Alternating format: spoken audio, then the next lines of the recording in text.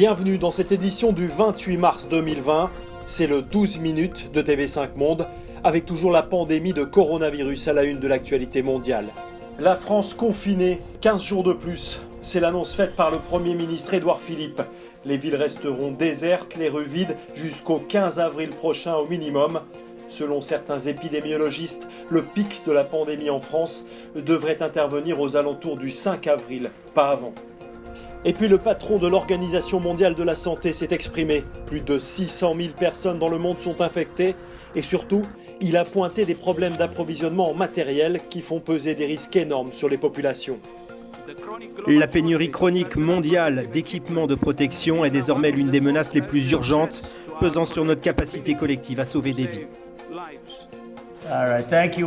Aux États-Unis, alors que le pays est en train de devenir, avec 100 000 cas, le nouvel épicentre de la pandémie, Donald Trump promulgue un plan de relance pour éviter un plongeon de l'économie américaine. Ce plan de 2200 milliards de dollars est le plus vaste ensemble de mesures jamais adoptées aux États-Unis. Et puis cet autre chiffre, il concerne l'Europe, où le Covid-19 a maintenant fait plus de 20 000 morts. L'Italie reste le pays le plus touché du monde, avec près de la moitié des victimes.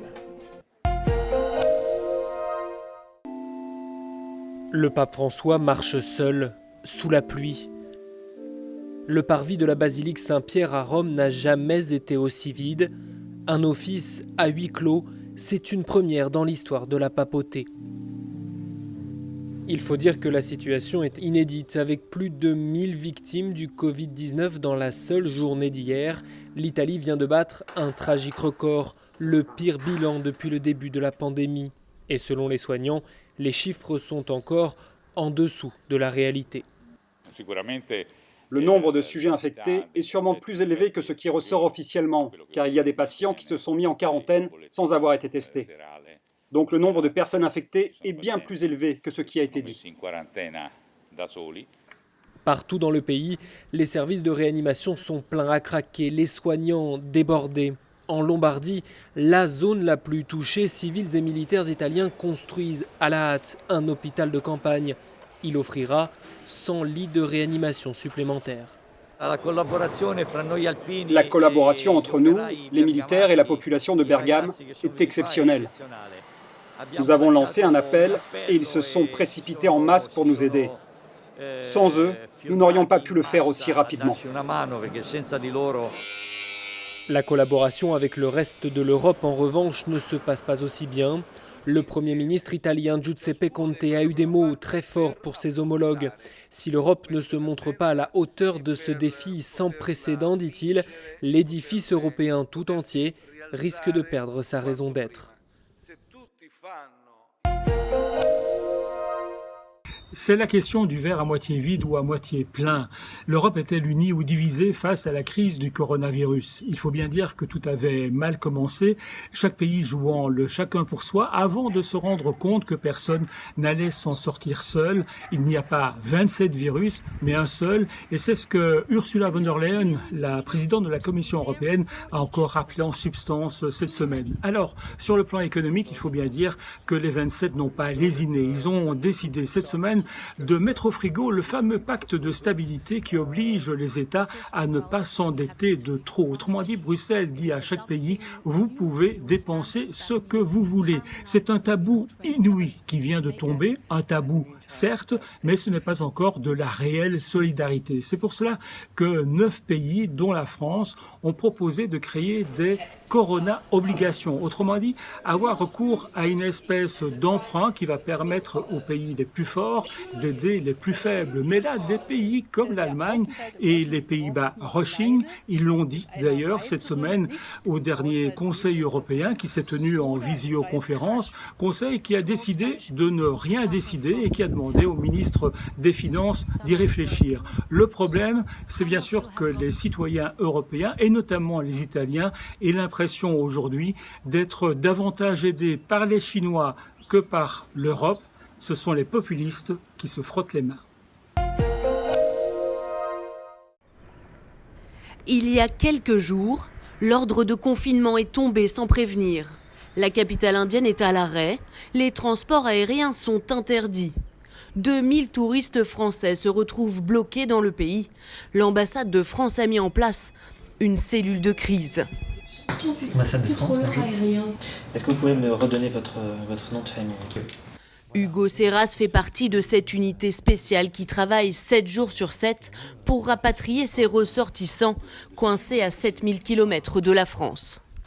Ça sonne sans arrêt.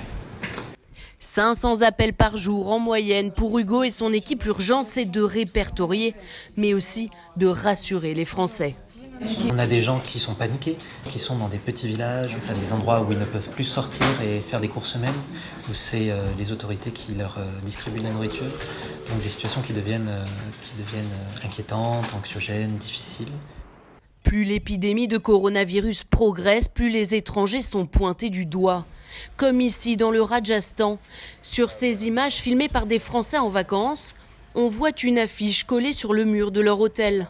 Une mise en quarantaine obligatoire à la vue de tous et tamponnée à même la peau pour certains par des médecins venus les questionner. On a peur quand même que les Indiens ils commencent à être très racistes. Dans les rues de Mumbai, c'était des Indiens qui se bouchaient le nez, qui frôlaient les murs pour pas nous toucher. Ils nous expliquent que eux ils peuvent pas l'avoir parce que il fait plus de 27 degrés chez eux, que eux ils mangent pas de viande.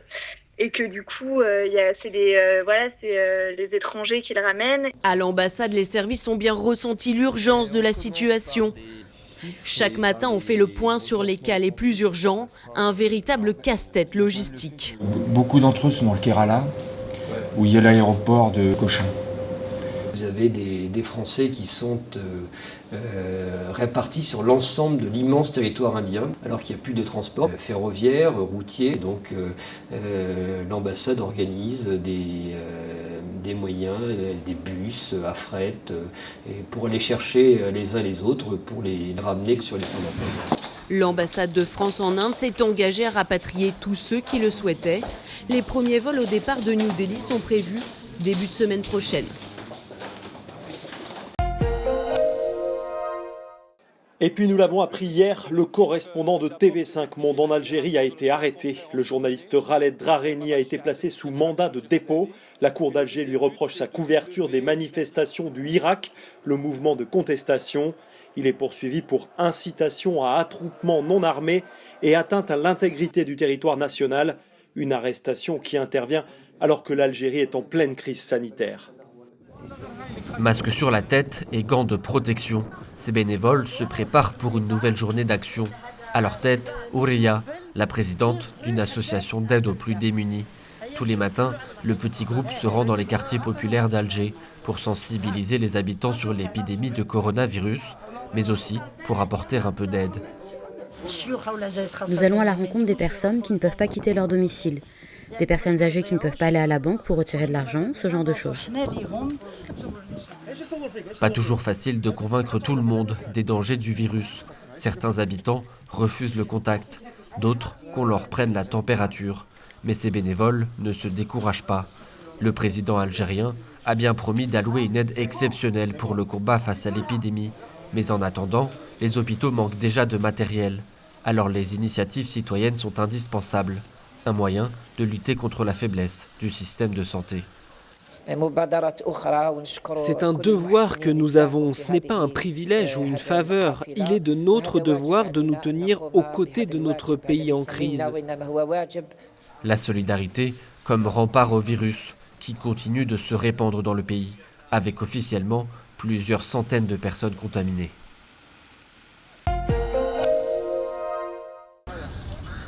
Un enfant avec un masque, une jeune femme toussant dans son coude. Des gestes simples pour se protéger du coronavirus. L'imagination de ces graffeurs tourne presque à l'obsession sur les murs de Dakar. Nous, en tant que Sénégalais, on a ce devoir-là, cette responsabilité-là de sortir, sensibiliser notre population. D'autant plus qu'en fait, cette population sénégalaise est en majorité analphabète, donc qui n'ont pas eu la chance d'avoir été à l'école française, il faut préciser. Donc nous, en tant qu'artistes, on sort communiquer avec eux par l'image. C'est par l'image qu'ils comprennent mieux le message. Beaucoup d'habitants ne réalisent pas encore la gravité de l'épidémie. Le gouvernement a pourtant décrété un couvre-feu de 20h à 6h du matin. La nuit tombée, il n'y a plus personne dans les rues, Mais la journée, les gens continuent à se balader, presque normalement. Alors pour que les Dakarois se sentent concernés, ces artistes rappellent avec leurs fresques que les bons comportements sont l'affaire de tous. Il y a toutes les images qu'il faut, justement, pour les précautions d'usage. Et puis, en tout cas, je trouve très intéressant. Si les gens peuvent bien s'en inspirer, ce serait très intéressant. Les médias, la télévision, la radio, c'est bien, mais le visuel aussi, je pense que c'est très important. Le gouvernement sénégalais a décrété l'état d'urgence. L'épidémie dans le pays n'est officiellement pas encore très répandue, mais les autorités sanitaires mettent en garde. Seule une prise de conscience collective pourra freiner la propagation du virus. Bonjour à tous, c'est Gauthier Capuçon, je suis très heureux d'être avec vous. Donc voilà, je suis confiné comme tout le monde et avec mon violoncelle, donc je passe beaucoup de temps à faire de la musique. On rappelle que c'est évidemment extrêmement important de rester chez soi, c'est notre manière à nous de pouvoir combattre ce virus et d'aider tous les soignants qui sont en première ligne et qui se battent justement contre ce virus. Donc il faut rester à la maison, il faut en profiter aussi pendant ces moments pour lire, pour écouter, prendre ce temps, passer ce temps que l'on n'a pas d'habitude justement pour la culture et faire des choses qui nous font plaisir et qui nous font du bien. Et puis voilà, moi celle qui me fait du bien, c'est de faire de la musique et de la partager, puisque j'ai pas la chance de pouvoir être sur scène en ce moment, mais en tout cas je la partage avec vous, voilà.